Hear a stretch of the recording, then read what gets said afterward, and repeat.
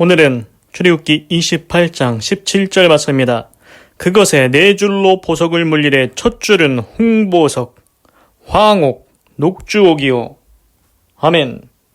그래서 이제 출애굽기는 나오다 출자입니다. 애굽을 탈출한 이야기입니다. 모세가 이스라엘 백성을 이끌고 종노릇하던 노예 노릇하던 애굽, 이집트를 탈출해서 광야에 나왔습니다. 아직 약속의 땅 가나안 땅에 들어가지 않았습니다. 그 광야에서 하나님께서 출애굽기 26장에서는 성막 만드는 방법을 알려주십니다. 그리고 출애굽기 27장은 번제단 제작법, 그리고 성막의 뜰, 그리고 성소에 있는 등대에 어떤 기름을 써야 되는지 말씀해 주십니다.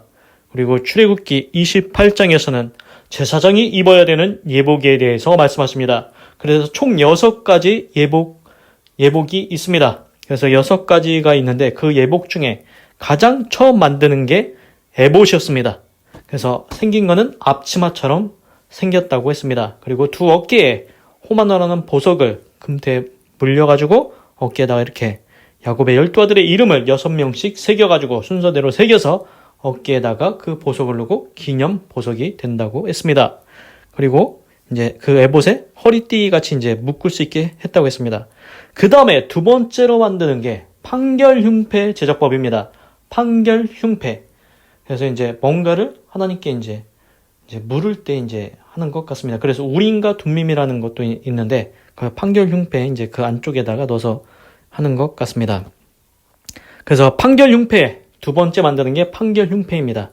그래서 상상해 보십시오. 전체적으로 어떻게 생겼냐면은 가로 세로 22cm, 22cm 정사각형 모양입니다. 그리고 두 겹으로 되어 있습니다. 재료는 금실, 청색자색, 홍색실과 가늘게꼰 배실. 그렇게 이제 5가지 재료로 이렇게 해서 만들게 됩니다. 그리고 이제 그 형태를 이제 말씀드리자면은 오는 이제 나옵니다. 그리고 그 이제 쉽게 생각해서 이제 손수건이라고 크기 정도 된다고 생각하시면 될 것 같습니다. 그거 이제 가슴, 에봇 위에 가슴 쪽에다 이제 달게 되는데 거기에 뭐가 있냐?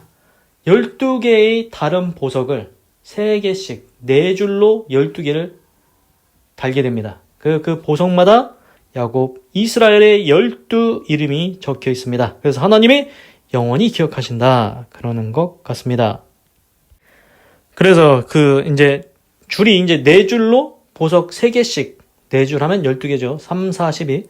그래서 첫 번째 줄은 어떤 보석을 넣느냐? 이게 나옵니다. 17절, 그것에 4줄로 보석을 물리되. 그렇습니다. The mount, 이제 박아 넣어라. 달라는 것입니다. 포, 로우스, 4줄입니다. 포가 4죠. 로우스는 줄, 4줄로, of precious. precious는 값진, 고귀한, stone, 그러니까 보석입니다. 돌. 값진 보석을 거기에다가 이제 4줄로 달으라는 겁니다. 판결흉패 위에다가 on it. 그래서 어떻게 다냐? 첫 줄은 홍보석, 황옥, 녹주옥이요. 그래서 첫 번째 줄은 홍보석입니다.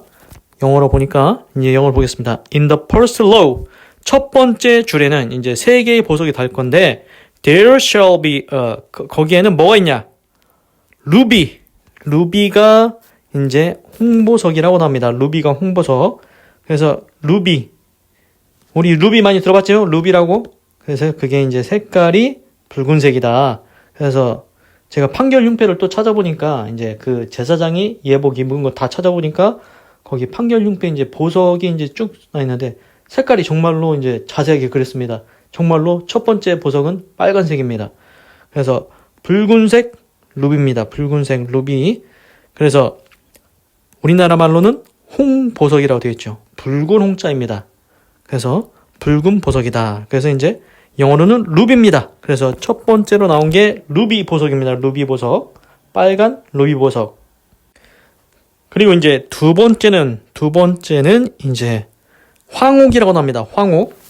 이제 황이 무슨 황입니까? 누를 황입니다. 그러니까 우리가 상상할 수 있겠죠? 이제 노란색 계열이다. 그래서 황옥. 노란색의 이제 보석일 건데 영어로 보니까 토파즈입니다. 토파즈는 이제 영어로 토파즈는 이제 황옥이라고 되어 있는데 그래서 황옥에 찾아보니까 천연 무색의 이제 기본 이제 원래는 색깔이 없다고 합니다. 그런데 불순물에 따라서 파란색도 될 수 있고 노란색도 될 수 있고 주황색도 될 수 있다. 그래서 규산염 광물이다. 그래서 여기서는 토파즈는 보통 노란색인가 봅니다. 그래서 황옥, 이제 누런색, 노란색입니다. 노란색 보석입니다. 그리고 이제 세 번째 녹주석입니다. 녹주석, 녹주옥입니다. 녹주옥. 그래서 녹자가 무슨 녹자겠습니까? 푸른 녹자입니다. 그러니까 우리가 그냥 상상하기에도 녹색 보석인 것 같다 알 수 있겠죠.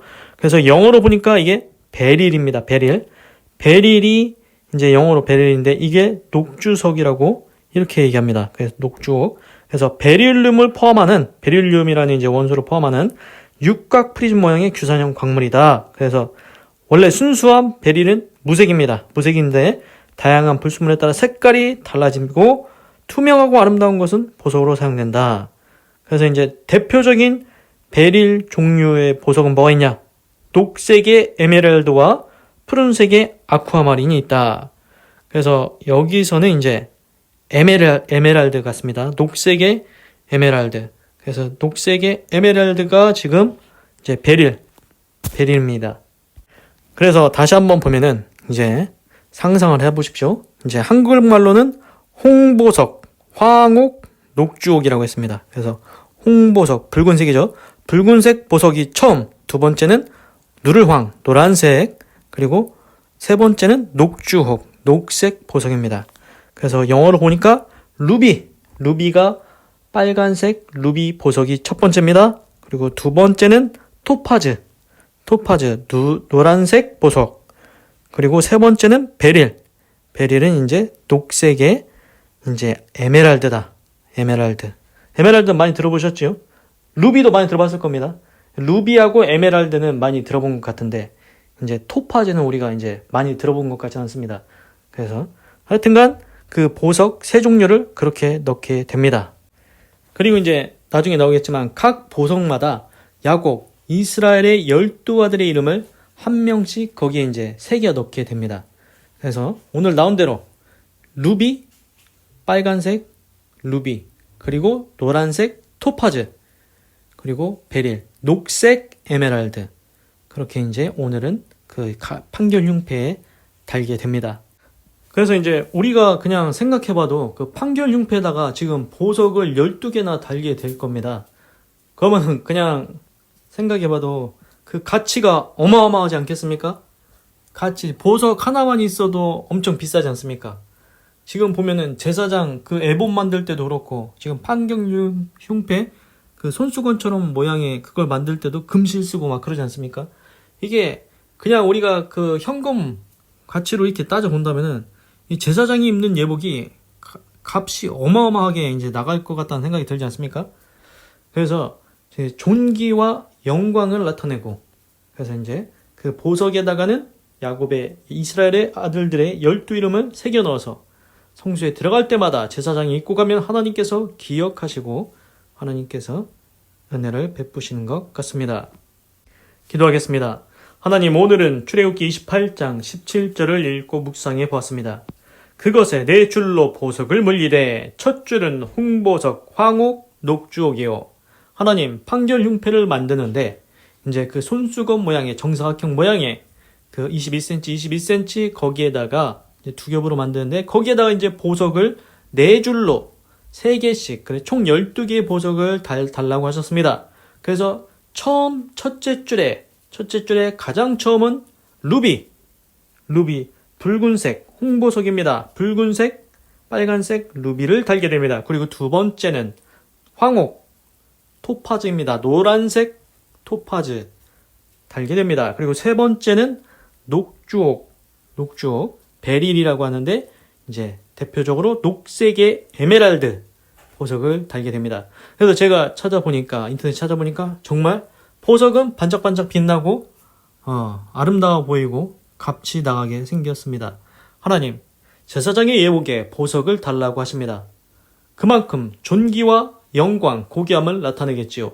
또한 그 보석에다가 하나님께서 야곱의 이스라엘 아들의 12이름을 각각의 보석에 새겨놓고 하나님께서 제사장이 그것을 입고 들어올 때마다 그 이름들을 기억하시고 하나님께서 은혜 베푸시는 줄로 믿습니다.